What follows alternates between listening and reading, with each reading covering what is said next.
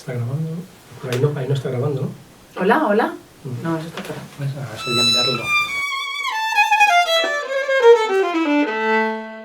En el encuentro con Maulana Sheikh Nazim, nuestro maestro de Chipre, una de las cosas que más nos llamó la atención era el hincapié que él ponía en la alimentación, en la comida y en la nutrición, hasta tal punto que se podría decir que había una especie de dieta sufí, pero no una dieta como suele entenderse, en el que había una serie de alimentos permitidos y otra serie de alimentos prohibidos, como ahora están tan de moda, ¿no? Que está la dieta keto, la cetogénica, la dieta de ácido, la dieta las paleo. conoces bien, ¿por qué las será? conozco todas. Tal vez haga un vídeo en el futuro sobre esto, porque Marta me ha puesto una dieta mardía muy estricta y me ha quitado hasta el café, así que si notáis que también estoy de uñas, llevo 4 o 5 días sin tomar café y es una locura. Rafa me tiene todo el día cocinando cosas raras.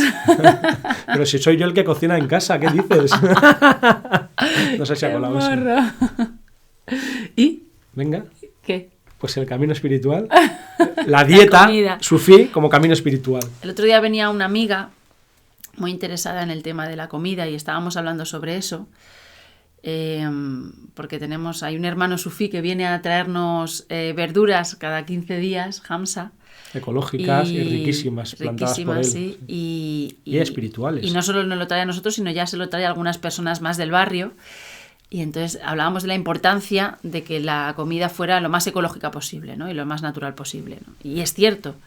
Pero claro, yo le decía también que lo que yo he aprendido en relación a la comida allí en Chipre o de nuestro maestro es que hay dos cosas que son como muy importantes y que parecen como pasarse por alto en el mundo actual, ¿no? Una sería la intención con la que se hace la comida. Siempre los grandes chefs, yo he estado viendo los documentales estos de Netflix que se llaman The Chef Table o algo así, y se ve que casi todos lo que hacen es intentar, a partir de un recuerdo muy fuerte que tienen de infancia del modo en que cocinaban sus abuelas, intentan innovar regresando al pasado, ¿no? Por así decirlo. Es decir, hacer arte del recuerdo que tenían de sus abuelas. ¿Y cuál era la clave de la cocina de sus abuelas? Claro, había un conocimiento técnico ancestral que iba pasando de generación en generación, sí, pero a la vez había el elemento es indispensable que todo el mundo lo reconoce, que es el amor, ¿no?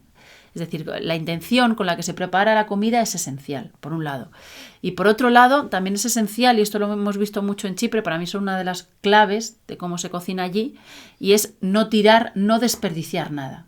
Y no tirar nada, de tal manera que la cocina se convierte en un espacio, un laboratorio para la alquimia, ¿no? Para la alquimia, en la que no solo se echa mano de lo que hay, es decir, de lo que Dios ha puesto en tu camino, de lo que la realidad te ha traído y de lo que ha sobrado del día anterior, sino que además lo material se vuelve como espiritual. Y entonces a través del alimento no solo alimentamos el cuerpo, sino que también nos comunicamos y podemos limpiar nuestra alma, ¿no? Esto es muy así, para empezar, ¿o qué? En la tradición se dice que lo que tiene más baraka o más bendición sería la última parte del plato y en ocasiones la última cucharada, ¿no? Y escuché una vez a un sheikh sufí decir algo así como que era lo que se desprecia, ¿no? De alguna manera era lo contrario. También hicimos una reflexión un día así tal vez un poco apresurada en el que desde este punto de vista la baraka que buscamos en la comida, esa bendición especial que buscamos a través del alimento para nutrir no solo el cuerpo sino también el alma, esa baraka es lo contrario al dinero. Y él decía, fíjate qué interesante, que el dinero es la baraka del mal, ¿no? O la baraka del principio maligno, la baraka de Shaitán o algo parecido. Porque en la comida tiene baraka aquello que se desprecia, ¿no? Que es lo que se desprecia, lo que no tiene precio, ¿no? Lo que nadie querría, ¿no? Como tú dices, aprovechar hasta la última miga. Y de hecho nuestro maestro comía en ocasiones, iba cuando quedaban unas miguitas, iba poniendo los dedos y comiéndose como las últimas miguitas, de tal manera que quedaba siempre el plato perfecto y la zona perfecta. También la atención en la comida, otra cosa importante, la intención y la atención, tanto del que la prepara como del que la come y del que la consume. También es muy interesante que había que hacerlo dentro de unas condiciones muy concretas y muy estrictas, ¿no? Por ejemplo, había que cocinar en estado de ablución ritual, ¿no? En vudú, o sea, y estando la persona limpia, idealmente por dentro y por fuera. También se cocinaba recitando y repitiendo nombres divinos y repitiendo mantras mantras sobre la comida todo el tiempo, ¿no? Porque de esa manera quedaba como, por decir así, espiritualmente programada, ¿no? Como con una homeopatía extraña y especial. Todo esto suena muy loco, ¿no? Para una mente científica. Sin embargo, cuando estabas allí y cuando hemos probado a cocinar así, es algo que todo el mundo nota, que tiene como un sabor y una cualidad y una cosa especial. Como decían antes nuestras abuelas y tú señalabas, que decían, qué rico está esto, abuela, ¿qué tiene? Y dices, que está hecho con mucho amor, ¿no? Pues esto es lo que pasaba. Y también pasa una cosa muy curiosa, esto lo he observado yo cuando organizamos encuentros, ¿no? Y me toca, algunas veces me toca cocinar, y entonces la sopa, cuando viene mucha gente reunida por un motivo espiritual, por un motivo elevado y bello, ¿no? A comer a casa, la sopa o la comida me sale más rica. De hecho, mi hijo Abraham siempre dice, pero ¿y por qué no preparas siempre esta sopa, no? Te dice. Es verdad, eso nos lo dice Abraham siempre en el encuentro. Dice, pero si es la sopa de siempre. Sí, y a lo mejor yo la he preparado 5 días antes solo para nosotros, pero cuando viene tanta gente y viene a reunirse por un motivo bello, espiritual, es decir, viene a reunirse por la divinidad, ¿no? El sabor de la sopa se torna mejor. Es decir, no depende tanto de las cualidades o de las capacidades del cocinero, ni siquiera de la intención del cocinero, como de la intención también de los propios comensales, ¿no? Esto es increíble porque parece una cosa como mágica, pero es real. O sea, yo lo puedo demostrar experiencialmente, lo he vivido, ¿no? Y lo vivo cada vez. Y otra cosa que hemos vivido, ya para que nos acaben de tomar por locos, es el milagro de los panes y los peces. Y lo hemos entendido objetiva y empírica y vivencialmente. Como estando en Chipre... Pero sutilmente, lo suficientemente sutil como para quien no quiera verlo no se da cuenta. Sí, claro, no es que salgan los peces, no es que estés así como David Copperfield, ¿no? Y empiecen a salir los peces de la mano como si fueran naipes, ¿no? No es así, claro. Sí. Sin embargo, siempre había en Chipre, era una cosa que era imposible de calcular, porque la casa de Maulana del Maestro estaba siempre abierta, y lo mismo podía llegar un grupo de 40 personas, que uno de 30, que uno de 60, nunca se sabía muy bien cuánta gente iba a haber o cuánto no, pero podían cambiar en decenas o casi cientos de personas, que hubiera más o menos en la misma mesa. Sin embargo, la comida siempre era la justa para todos, nunca había ni demasiado poco, ni más ni menos. De hecho, incluso hay una anécdota muy curiosa, que en uno de los viajes estuvimos con Abdelwahid, que tenemos un vídeo que esperamos publicar pronto sobre él, si lo he publicado ya lo pondré por aquí, en el que nos dimos cuenta que había muy pocos vasos, íbamos a tomar un té de vez en cuando a la cocina de la derga, ¿no? Del espacio físico donde se convivía con el maestro, y entonces siempre había 1 o 2 vasos sucios que limpiábamos un poquito para tomar el té o para tomar un té e invitar a otra persona. Siempre había té, siempre había, ¿no? Como una tetera, un samovar siempre rebosante de agua caliente y de la hierba.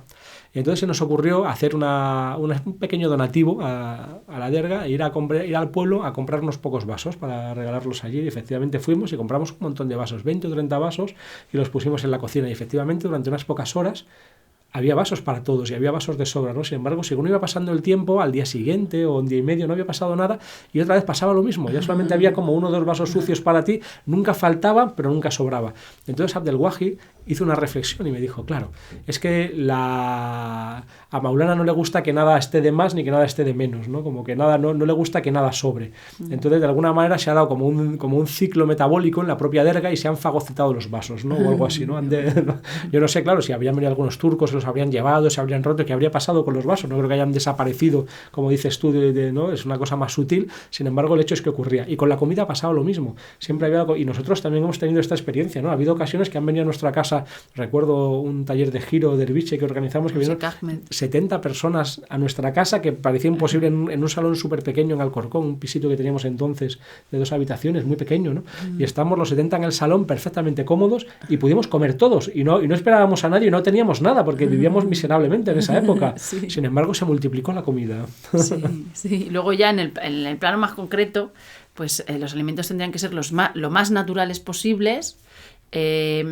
La carne, no comemos cerdo, pero la carne en la medida de lo posible de animales que hayan sido bien tratados y que hayan muerto bien, es decir, que hayan tenido una vida digna como animales. Y con una cierta edad, lechales no valen. Eso es, y luego a la vez... y bien sacrificados en el nombre de Dios pidiendo permiso al animal. Eso es, sacrificados con esa intención, y claro, es muy importante también el respeto extremo al animal, que se demuestra también no desperdiciando nada del animal, ¿no? Y allí cuando yo he estado en Chipre, casi todo lo que se comían eran verduras o arroz o burgur o cosas así, pero y muy poquita carne. Había carne, pero muy poquita, es decir, no se daban platos de filetes sino solo la carne necesaria como para darle sabor y darle un poco de contenido a las sopas, pero poquita, ¿no? Así es como...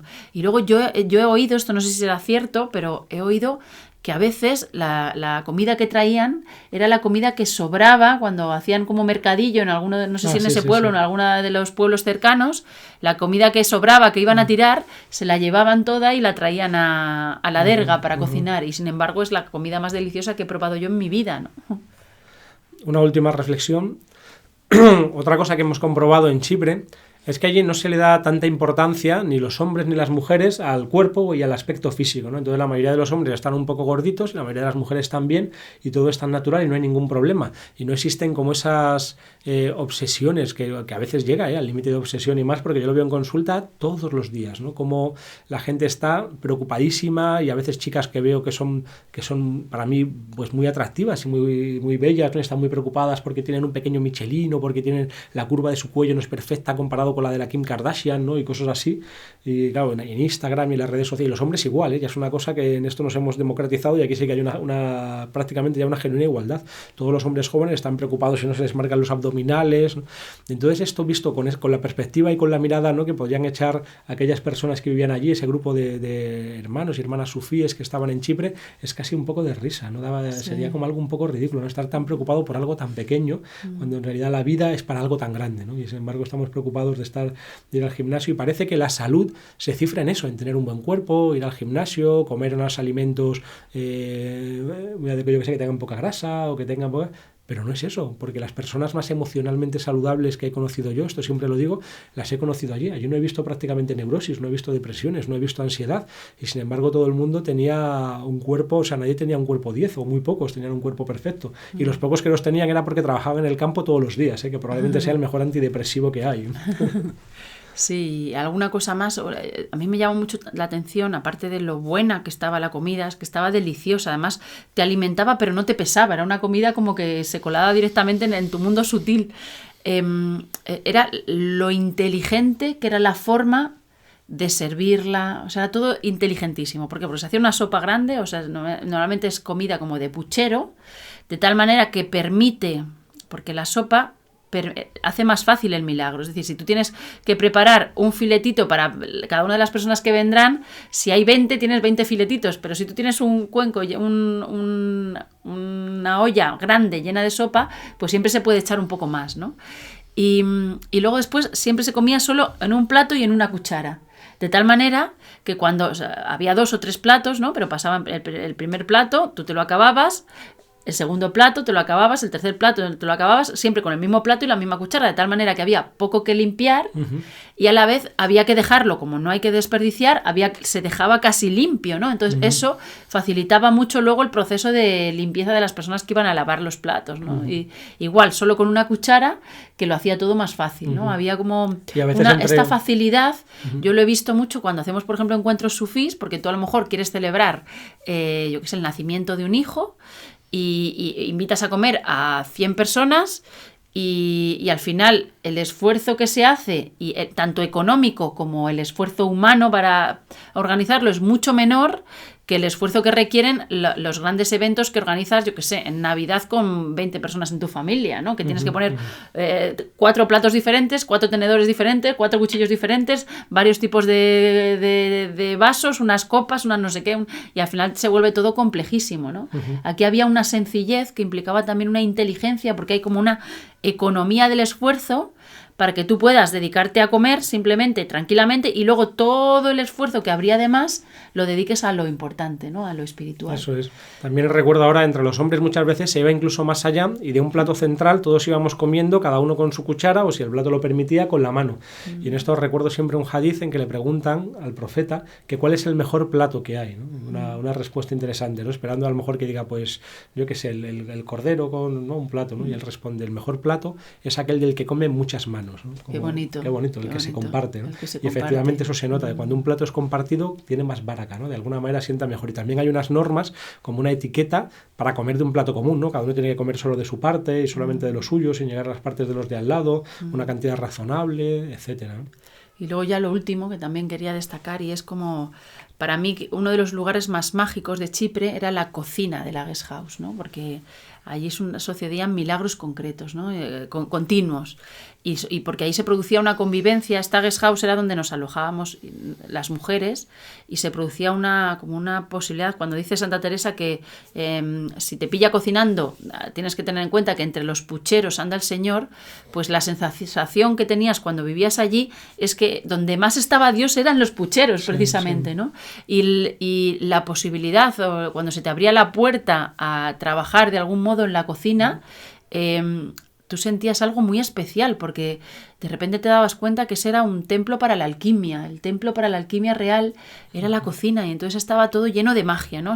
Observabas a Sami, era la mujer que cocinaba allí en la guest house, y yo me pasaba horas y horas simplemente, yo qué sé, pelando cebollas o pelando zanahorias y viéndola a ella cómo iba cogiendo aquí y allá lo que había sobrado, lo que le había traído no sé quién, luego otra persona le había llevado de repente patatas, y cómo iba cogiendo de todo lo que había, iba poniéndolo todo en movimiento, iba encendiendo los fuegos, encendiendo los hornos, y de repente el resultado que salía, y era pura magia, ¿no? Claro. Era de una belleza.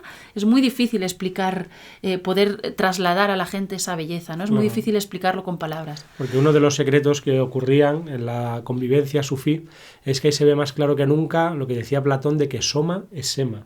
Soma, el cuerpo, lo corporal, lo material es sema, semántico, es significativo. Y que hay más significativo que el alimento y la nutrición. Entonces era una manera de nutrirnos también emocionalmente, ¿no? De hecho, era una cosa que a mí al principio me parecía muy raro, que todo el mundo tenía que acabarse todo como todo, y el respeto con el que se trataba a la comida, eso yo no lo había visto nunca en Occidente. Una cosa que a mí al principio me llamó mucho la atención. Abdel-Wahid decía que es que venía con un programa, ¿no? Decía, no, es que en la comida Maulana pone un programa espiritual. De hecho, muchas veces él bajaba a bendecir la comida, sí. ¿Verdad? El propio maestro bajaba a la cocina y hacía... O sea, que ya le conocimos muy mayor, pero de joven era él el que preparaba la sopa. Siempre era él el que preparaba la sopa. A nosotros nos dijo, una vez que hablamos con él y le medio pedimos permiso, ¿te acuerdas? Para hacer encuentros, nos dijo, sí, pero dad sopa gratis y té gratis, ¿no? Free soup, free tea. Dijo, ¿no? Cuando venga gente a vuestra casa, simplemente invitarles a té y sopa. O sea, no dijo, haced cursos o... Dijo, darles té y sopa, ¿no? Qué bonito. Eso. A través del té y de la sopa es como llega la enseñanza espiritual sufí, porque al final todo es uno, y esta es la única manera de entenderlo de una manera realmente unitaria y no dualista, ¿no? Es muy raro para nosotros cuando nos invitan o estamos en congresos de espiritualidad o incluso en otros grupos sufíes, que por un lado hay como una conferencia o hay una práctica y luego nos vamos a un restaurante a comer, ¿verdad? Y como es una cosa rara, ¿no? Falta como esa otra parte. De hecho, yo imagino cómo debería de comer el profeta con sus compañeros, o Jesús con sus discípulos, o Buda con los que le siguieran, ¿no? Pues de una manera muy parecida a cómo se come en la talla, con una cuchara y con un plato, sentados en el suelo de una olla humilde que sin embargo tiene sabor del paraíso. Y de esta manera además encontramos con estos que hemos hablado, ¿no? De la atención, de la intención, de la recitación del mantra, estando en una evolución ritual, con respeto hacia lo que se come, intentando comer lo más natural posible, es la mejor dieta para tener salud. Esa es la clave. Ojalá. Aquí lo dejamos. No sé si ha salido un vídeo muy loco, muy largo, muy coñazo, pero bueno. No digas eso. Ah, yo soy Rafa Millán, ella es Mardía Herrero. Siempre se nos olvida la parte de youtuber. Suscribíos al canal si os ha parecido bien, y compartirlo en redes sociales y darle a like. Nos hacéis un gran favor y estaríamos muy agradecidos. Muchas gracias a todos y bendiciones.